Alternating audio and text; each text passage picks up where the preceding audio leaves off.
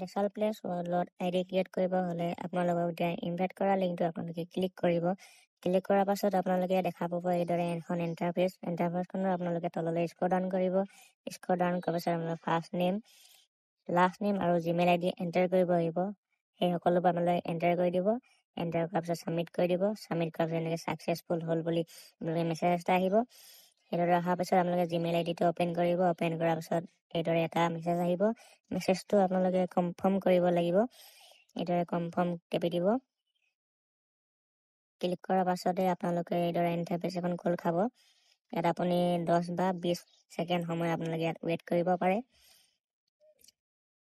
এইদৰে ৱেইট কৰাৰ পাছতে সেই জিমেইল আইডিতে আৰু এটা আপোনালোকক মেছেজ এটা দিয়া হ'ব, যিটো মেছেজত আপোনালোকে আপোনাৰ পাছপোৰ্ট চিলেক্ট কৰিব আহিব। আমি ৱেইট কৰিছোঁ, অকণমান ৱেইট কৰিব লাগিব। এইদৰে ৱেইট কৰাৰ পাছতে এইদৰে দেখা পাইছে আৰু এটা মেছেজ আহিছে। এইদৰে ক্লিক কৰি দিব। ক্লিক কৰাৰ পাছত ইয়াত আপোনালোকে চিলেক্ট কৰিব লাগিব আপোনালোকৰ, ইয়াত আহিবই আপোনালোকৰ ইণ্ডিয়া চিলেক্ট কৰিব, যিহেতু আমি ইণ্ডিয়া হয়, আৰু পাছপোৰ্ট বহাই দিব। দুইটাতে ছেম পাছপোৰ্ট বহাব। ছাবমিট কৰি দিব। ছাবমিট কৰাৰ পাছতে আপোনালোকৰ এইদৰে আকৌ আহি যাব। গতিত টিপি দিব। ইমেইল আইডি পাছপোৰ্ট এণ্টাৰ কৰাৰ পাছতে আপোনালোকৰ আইডিটো অ'পেন হৈ যাব। অ'পেন কৰাৰ পাছতে আপোনালোকে KYC কমপ্লিট কৰিব পাৰে। KYC কমপ্লিট কৰিব হ'লে ইয়াতে আপোনালোকৰ অপশ্যন আছে ডু মাই KYC।